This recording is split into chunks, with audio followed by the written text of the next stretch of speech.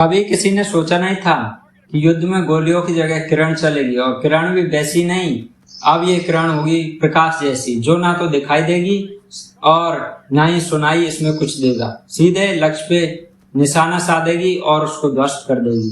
जी हाँ, हम बात कर रहे हैं डीआरडीओ के लेजर वेपन के बारे में। दुश्मन भी बोलेगा कि ये बैटरी कहाँ से आई है।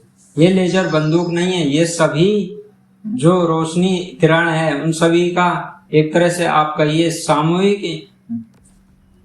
सामूहिक शक्ति प्रदर्शन है। तो लेजर वेपन जहां भी आप टारगेट लगाओगे वहां पे टारगेट को हिट करेगी और उसे नष्ट कर देगी, और 4 सेकंड में उड़ते हुए ड्रोन को भी ये राख कर देगी। ये अपनी 5 किलोमीटर की रेडियस में कितने भी ड्रोन आ जाए उन सभी ड्रोनों को नष्ट करने की क्षमता रखती है। इसकी एक्यूरेसी भी शानदार है, 90% से ज्यादा इसकी एक्यूरेसी है। और हम बात करें कि भारत के लिए ये कैसे गेम चेंजर साबित हो सकता है, तो इसका जो निर्माण हुआ था शुरुआत में हुआ था 2012 से लेजर वेपन का निर्माण डीआरडीओ ने शुरू किया था। इसका नाम है डायरेक्टेड इंटीग्रेटेड सिस्टम MK2A। ऊर्जा की बात करें तो 30 किलोवाट इलेक्ट्रिकल लेजर इसमें लगी हुई है। रेंज की बात करेंगे तो ये 4 किलोमीटर तक प्रभावी है, और ये छोटे ऊंचाई पर उड़ते हुए लक्ष्यों को आसानी से निशाना बना सकता है जो इसकी रेंज में आते हैं, चाहे वो एयरक्राफ्ट ही क्यों ना हो। ऑपरेटिंग सिस्टम की बात करें तो जीप और ट्रक कहीं भी ले जाया जा सकता है। डीआरडीओ का जो लेजर सफर है वो साधारण नहीं रहा। एक दशक से हम इसके बारे में कई प्लेटफॉर्म पर सुनते आ रहे हैं कि काली वेपन बना लिया, काली वेपन बनाएंगे, दुर्गा वेपन बना लिया, लेकिन ये पहला सफर शुरू हुआ था 2012 में। कहा यह भी जाता है कि डीआरडीओ ने 2012 तक इसे विकसित भी कर लिया था, लेकिन इसकी इंटेंसिटी बहुत ज्यादा हाई नहीं थी।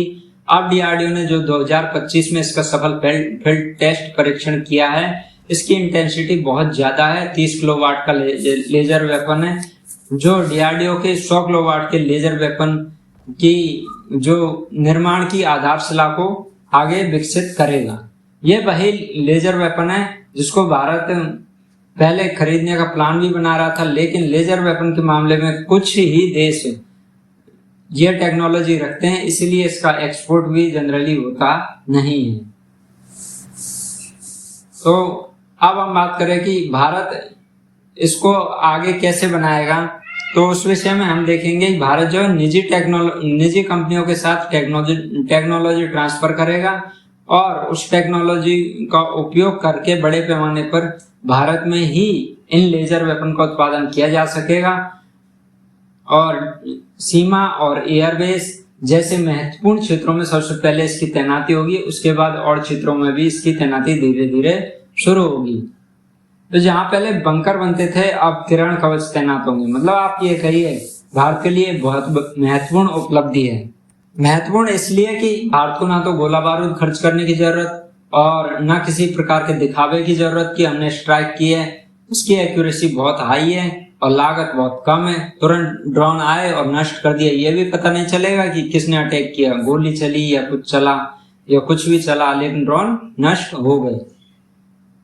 इसमें खर्चा भी बहुत कम आएगा, इसीलिए भी ये बहुत शानदार है। तो भारत अब सिर्फ ज्ञान की रोशनी नहीं देता, अब हथियारों की रोशनी भी भारत देता है। तो हथियारों का एक्सपोर्ट भी भारत करता है। ये 30 किलोवाट का अभी बनाया है, 1 साल के अंदर या 2 साल के अंदर हमें 100 किलोवाट का लेजर वेपन भी देखने को मिलेगा। दोस्तों, आप भी कामना कीजिए कि डीआरडीओ बहुत अच्छे वेपन भारत के लिए बनाए। अपना कमेंट और अपना सुझाव भी जरूर दीजिए। धन्यवाद दोस्तों।